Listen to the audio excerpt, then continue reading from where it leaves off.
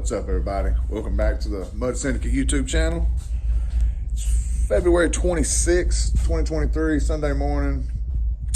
We've been back from Bamboo for about a week. It actually takes that long to actually get the camper clean, get the truck clean, get everything back in order like it's supposed to be to be ready for the next trip. The only thing I haven't done is clean the rennie, which it never stays like this, but that's for a reason. We got RIC coming up in 3 weeks. So my wife was like, hey, let's change up the brute. I want to make it girly. I was like, okay, shit. And next thing I know, I got boxes showing up at my door. So let me flip the camera around and show you what we got over here. What we have here is a stripped down brute. Aftermarket floorboards are off. Rear rack, cooler, all that crap. All the factory graphics off. Radiator relocates off. Front rack's off. It's all right here. Ready to go. My powder, it's Sunday morning, believe it or not, and my powder coater guy is going to be my new go-to guy. The way he does business, I'm really liking it. It's Sunday morning. He's like, drop it off to me after 1 o'clock. We're going to, I got some colors, the color it's going to be. I just happen to be doing something this week. I'll try to sneak in. I was supposed to make an appointment with him. My wife's been back and forth. Don't know what the hell she wants to do. So the color we're going with, you'll see it soon enough. It's nothing too crazy. So we're doing the powder coating. We're doing the vinyl wrap. We got the vinyl wrap on the way. We've been dealing with one company. I'm not going to say their name. It's been a huge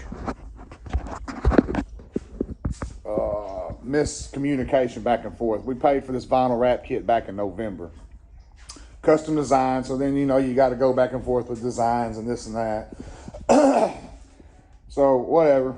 I mean, it is what it is. They did do us they give us a couple free things and whatnot to try to help, you know, pacify us for the time frame or whatever.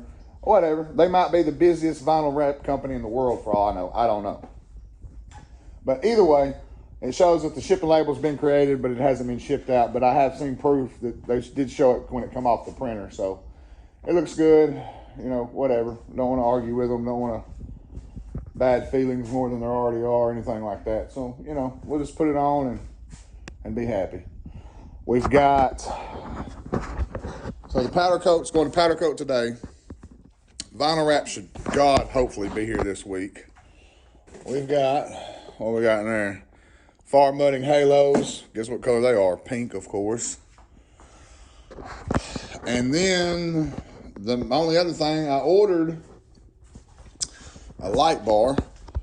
If y'all didn't notice, the last sound bar that was on here, I actually welded these brackets on and mounted the Power Base XL850 sound bar on there, which I happen to have for sale, and sold it at Plant Bamboo to a guy. Appreciate you coming through on that. So now I was looking for a slim light bar to still use these brackets. I like the slim style. However, I can't find a slim style with the sliding adjustment so I can use those holes. So I think I'm just going to take the bar brackets off of this. My wife's probably going to talk shit, but I'm probably going to just take the bar brackets off. These studs, these mounts are adjustable. They slide. I mean, everybody knows that. Probably going to use those and they'll be mounted on top of the radiator relocate. So we'll see how that goes. So this is just a quick intro video to what's to come. All this is going to happen over the next 3 weeks. And that's not including the music. So she talked shit the whole time at Bamboo because she didn't have her music. So she done found a little portable speaker and had it, literally, they're still on the zip ties there, had it zip tied to the snorkel so she could have some kind of music. So I do have those. However, they're the wrong color for what we want. Those are the black ones. And I also have, oops, you looking there. I got those too. So I don't know. I'm finna walk in here now and see what we're gonna do about music. But y'all stay tuned. It's gonna be with the graphics kit, the color scheme. Keep in mind, it's gonna be girly.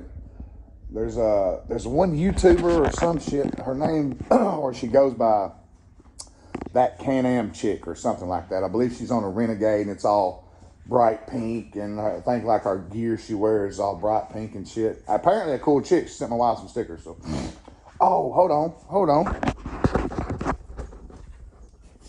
That's her right there, Miss Pink Can-Am. I'm sorry for saying it wrong the first time. So, apparently a super cool chick. Y'all go check her out. But anyway, that's where we're at with that. You know what? I haven't even looked at this, and oh, look at that. That's where the power comes from. All right, so far the only thing that's been done to the bike, these tires are still on loan. I'm wanting to groove them. My buddy don't know if he wants to let me groove them or not. It's the third set of tires and wheels that's been on this bike. I might just put some new ones on it. I don't know. Got the EPI clutch springs in it. Slip on big gun exhaust. Gives a little thump to it. And the big gun tuner. If y'all did watch my last video when I destroyed it in the bounty hole, we broke a front left hub, front left axle, and rear left axle. But if you look, I don't know if you can see this fucking angle. Oh, and I got the aftermarket tie rods in here on Heim's joints. You can't see in there, but front right axle is stock. The front left axle was a all balls 6 bearing axle. Well, I snapped it right in half. The axles on the rear on this bike are identical, and I just happen to have a spare one in the trailer, brand new all balls 8. The rear axles run 8 bearings. So I'm still running stock axle on the rear right, aftermarket on the rear left.